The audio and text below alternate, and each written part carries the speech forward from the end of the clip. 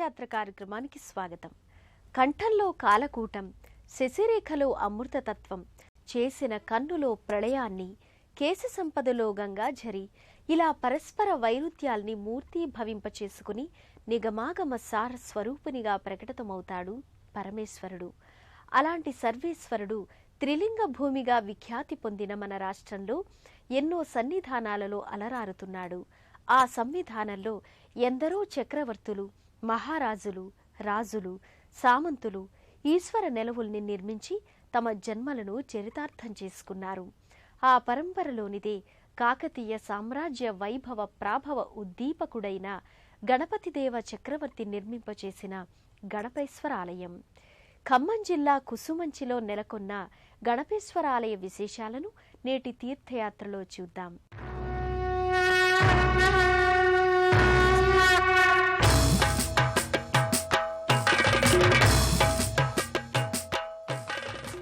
ఖమ్మం జిల్లా కుసుమంచిలోని గణపేశ్వరాలయం చారిత్రక ప్రసిద్ధి పొందిన శివక్షేత్రం.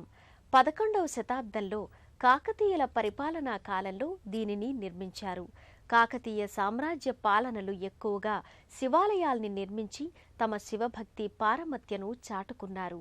ఆ పరంపరలోనే కాకతీయ సామ్రాజ్య పాలితులలో సుప్రసిద్ధుడైన గణపతి దేవుడు క్రీస్తు శకం 1140వ సంవత్సరంలో కుసుమంచిలోని గణపేశ్వర ఆలయాన్ని నిర్మింపచేశాడు. క్రీస్తు శకం 1000వ సంవత్సరం నుంచి 1323వ సంవత్సరం వరకు ఆంధ్రదేశంలో కాకతీయ సామ్రాజ్యం విలసిల్లింది. 3 శతాబ్దాల పాటు పరిపాలన చేసిన కాకతీయులలో గణపతి దేవుడు సుప్రసిద్ధుడైన చక్రవర్తి. తన పరిపాలనా కాలంలో ఎన్నో ఆలయాల్ని నిర్మించి తన ఆధ్యాత్మికతను, భక్తిని చాటుకున్నాడు.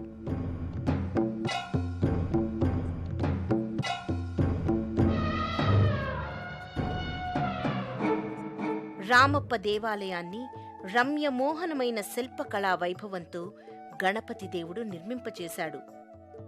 ఆ కోవలోనే కూసుమంచి గ్రామంలో కూడా గణపేశ్వర స్వామి ఆలయాన్ని శిల్పకళా నైపుణ్యంతో నిర్మింపచేసి తన కళాభిరుచిని చాటుకున్నాడు.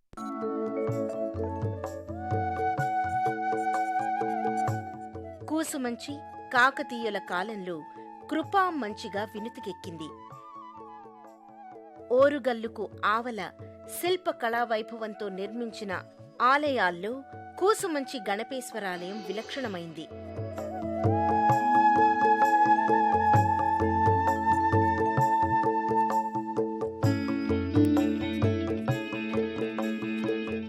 తన సామ్రాజ్య విస్తరణకు పరమేశ్వర అనుగ్రహమే కారణమని భావించిన గణపతి దేవుడు ఆ విశ్వేశ్వరునికి కృతజ్ఞతాపూర్వకంగా ఈ ఆలయాన్ని నిర్మింపచేసినట్టు చెబుతారు.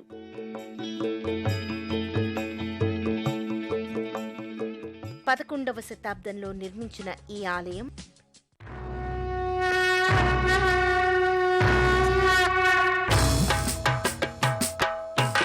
గణపేశ్వర స్వామి గర్భాలయంలో ధీర గంభీరంగా నెలకొని ఉంటాడు.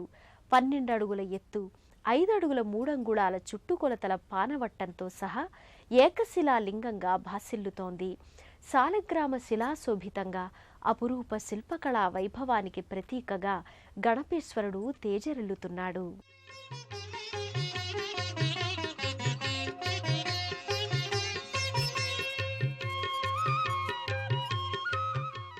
గర్భాలయంలో నలు చదరంగా ఉన్న విలక్షణ లింగమూర్తిగా గణపేశ్వరుడు భాసిల్లుతాడు.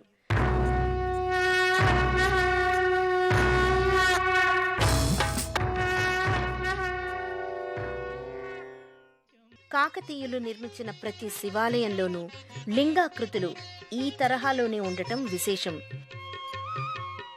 ఏకశిలా సమన్వితమైన పానవట్టం, లింగాకృతి ధీర గంభీరంగా కళా నైపుణ్యానికి ప్రత్యక్ష నిదర్శనంగా భాసిల్లుతోంది. నిర్గుణాయ గుణాత్మనే కాలకాలాయ రుద్రాయ నీలగ్రీవాయ మంగళం వృషారూఢాయ భీమ.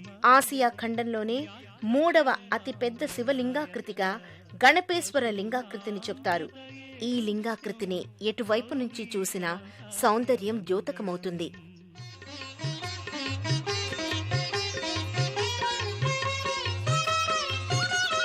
భస్మోద్ధూళిత దేహాయ వ్యాళయజ్ఞోపవీతినే. భక్తులు గర్భాలయంలోకి ప్రవేశించి స్వయంగా అభిషేకాల్ని నిర్వహించుకునే అవకాశం ఇక్కడ ఉంది. సూర్యచంద్రాగ్నినేత్రా మాతా చ పార్వతీదేవి పితాదేవో మహేశ్వరః అంటే అమ్మ అంటే పార్వతీదేవే, అయ్య అంటే శంకరుడేనని పురాణాలు చెబుతున్నాయి. మంగళం. భక్తుల క్షేమాన్ని కాంక్షించడం, శత్రువుల్ని కూడా ఆదరించగలగడం, నిరాడంబరంగా ఉండటం, ధర్మమయ నిరహంకార జీవితాన్ని గడపడం వంటి లక్షణాలు ఉన్న శంకరా, నీ పాదార విందాల ఎడ భక్తినిచ్చి నాకు ఆ లక్షణాలు అబ్బేలా అనుగ్రహించమని ప్రతి శివభక్తుడు ప్రార్థించాలి. ఆ భక్తి పరంపర ఈ ఆలయంలో కొనసాగుతుంది. ప్రతినిత్యం విశేషించి సోమవారాల్లో ఈ ఆలయానికి భక్తులు తరలి వస్తారు. ఢమరుకాన్ని పోలిన పానవట్టంపై మహాదేవుడు మహామహిమోపేత లింగమూర్తిగా ప్రస్ఫుటమవుతాడు. శివాయ గౌరీ వదనాబ్జ బృంద, సూర్యాయ దక్షాధ్వర నాసకాయ, శ్రీనీలకంఠాయ వృషధ్వజాయ, తస్మై శికారాయ నమః శివాయ అంటూ భక్తులు స్వామిని పలు విధాలుగా సంకీర్తిస్తూ తమ మనోభీష్టాల్ని నెరవేర్చమని వేడుకుంటారు. సత్పక్షస్సు మనోవనేషు స్వపునః సాక్షాన్మదీయే మనోరాజీవే. భ్రమరాధిపో విహరతా కన్యా వృషకేతనాభ్యాం.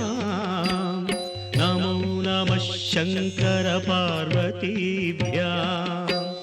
నమః శివాభ్యాం వృషవాహనాభ్యాం. విరిల్చి విష్ణుంద్ర సుపూజితాభ్యాం. విభూతి పాటీర విలేపనాభ్యాం. నమో నమః శంకర పార్వతీభ్యాం.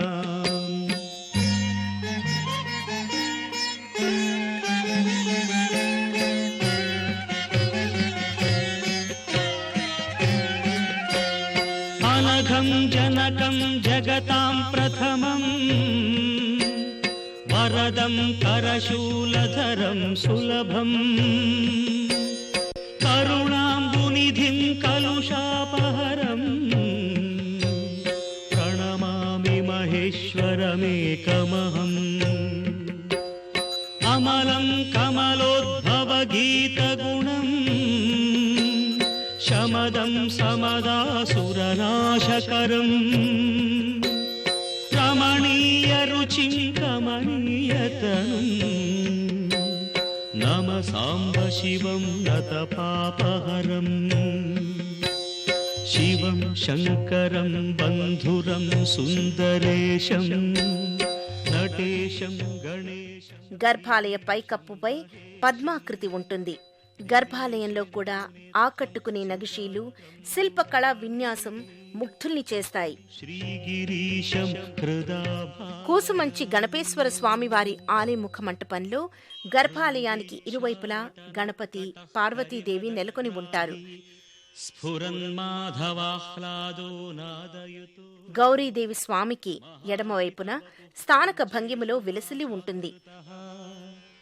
సత్పక్షస్సు మనోవనేషు స్వపునః సాక్షాన్మదీయే మనోరాజీవే. గణపేశ్వర ఆలయంలో నెలకొన్న ఈశ్వరుని అసలు నామధేయం రామలింగేశ్వర స్వామి. గణపతి దేవుని నిర్మాణ వైభవంతో స్వామి గణపేశ్వరునిగానే సుప్రసిద్ధుడైనాడు. కాకతీయుల కాలం నాటి సమున్నత శిల్పకళా వైభవానికి ప్రతీకగా నిలుస్తోంది. నక్షత్ర పీఠంపై శివలింగాకృతిలో నిర్మించిన ఈ ఆలయం లోగిలిలో ఎక్కడ చూసినా నయన మనోహర శిల్పకళా పాటవ భక్తుల్ని ముగ్ధుల్ని చేస్తుంది. కూసుమంచి గణపేశ్వరాలయాన్ని దర్శించే భక్తులను ఇక్కడి శిల్పకళా పాటవం అబ్బురపరుస్తుంది. ఔరా అనిపించే శిల్పకళా వైభవం, అహో అని ముచ్చటగొలిపే శిల్పాలు, నగిషీలు చూపరుల్ని మురిపింపచేస్తాయి.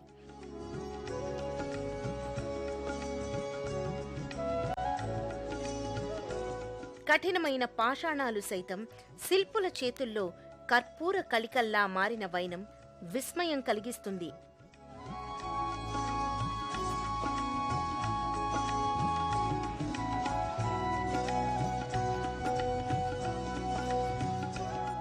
కాకతీయుల శిల్పకళ తదనంతరం వచ్చిన రాజవంశీకులకు స్ఫూర్తిదాయకంగా, ఆదర్శప్రాయంగా నిలిచింది. దేవాలయ నిర్మాణానికి పెద్ద పెద్ద రాళ్లను చూడముచ్చటగా పేర్చిన వైనాన్ని ఇక్కడ మనం చూస్తాం.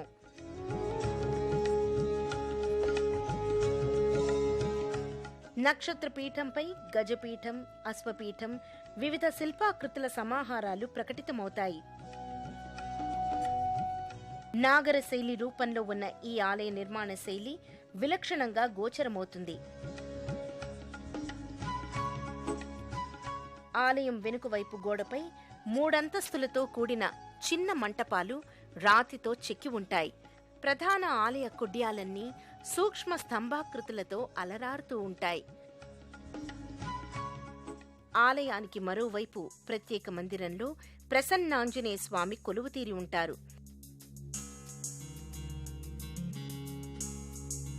సింధూరం అలదిన స్వామిపై తమలపాకులు అలంకృతమై ఉంటాయి.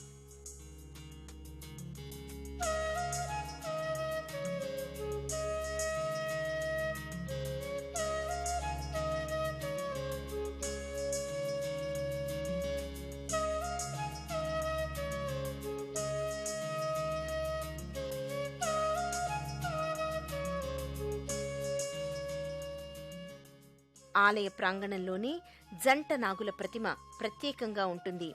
శ్రీ వల్లి దేవసేన సుబ్రహ్మణ్య స్వామిగా భక్తులు జంట నాగుల ప్రతిమను ఆరాధించుకుంటారు. ప్రత్యేక మందిరంలో నవగ్రహ మంటపం కొలువుతీరి ఉంటుంది.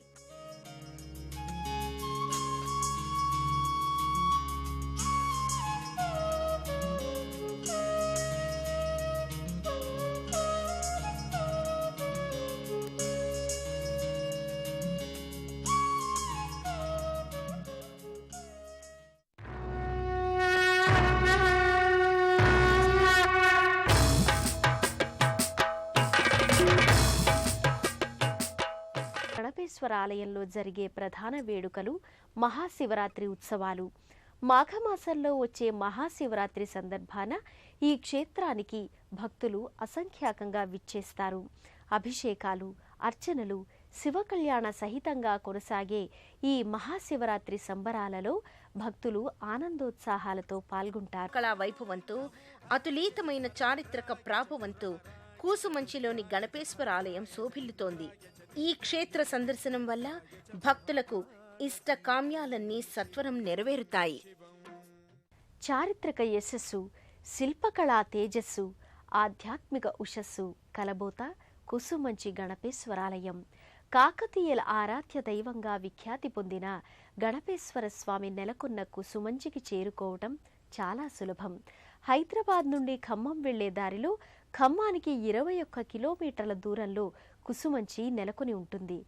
భక్తులకు ఈ ఆలయ సందర్శనం వలన ఎనలేని అలౌకికానుభూతి సొంతమవుతుంది. ఇక్కడ కట్టినటువంటి వెలసినటువంటి గణపేశ్వరాలయము ఆనాడు దీన్ని నిర్మాణం గావించినటువంటి గణపతి దేవుడి పేరుతోటి ఈ గణపేశ్వరాలయము పేరుగా ప్రసిద్ధి చెందినది. ఈ దేవాలయమును కింది నుంచి మనం చూసినట్లయితే ఒక యాంగిల్లో చూసినట్లయితే నక్షత్రాకారంగాను, మరొక విధంగా చూసినట్లయితే శివలింగాకారంలోనూ ఈ దేవాలయం మనకు దర్శనమిస్తుంది. ఈ దేవాలయమునకు వచ్చిన భక్తులు ప్రతి ఒక్కళ్ళు కూడా వాళ్ళ కోరికలు నెరవేర్చుకొని ఎంతో ఉన్నత స్థాయిలోకి చేరిన వారు చాలామంది ఉన్నారు. ఈ ఖమ్మం జిల్లాలో ప్రసిద్ధమైన పుణ్యక్షేత్రంగా జాతర నడుస్తుంది. ప్రతి సోమవారం భక్తులు పెద్ద ఎత్తున శివాలయానికి వచ్చి పూజా కార్యక్రమాలు చేస్తున్నారు. కూసుమంచి గ్రామానికి ఈ శివాలయం అనేది తెచ్చినటువంటిది. కాకతీయుల కళా విపంచి కృపామంచి అని ఉండే తర్వాత కాలక్రమేణా నవాబుల యొక్క ముస్లిమ్స్ యొక్క రాజ్యంలో దీని కుష్మంచి అయింది. త్రినేత్రుడు, త్రిగుణ కారకుడు, త్రియాయుధారి, త్రిదళ ప్రియధాముడు, త్రిజన్మ పాప సంహారకుడు అయిన సర్వేశ్వరుడు ఎన్ని నామాలతో అలరారినా స్వామి అనుగ్రహం మాత్రం భక్తులపై ఏకోన్ముఖంగా ప్రకటితమవుతుంది. జన్మ జన్మ దుఃఖ వినాశక లింగమూర్తి అయిన గణపేశ్వరుని దివ్య కృపను ఈ కార్యక్రమాన్ని తిలకించడం ద్వారా మీరు తప్పక అందుకుంటారు. ఈ స్వామి దీవెనల్ని మనం సదా అర్థిద్దాం. మరో తీర్థయాత్రలో, మరో క్షేత్ర సందర్శనంతో మళ్ళీ కలుసుకుందాం. అంతవరకు సెలవా మరి. నమస్కారం.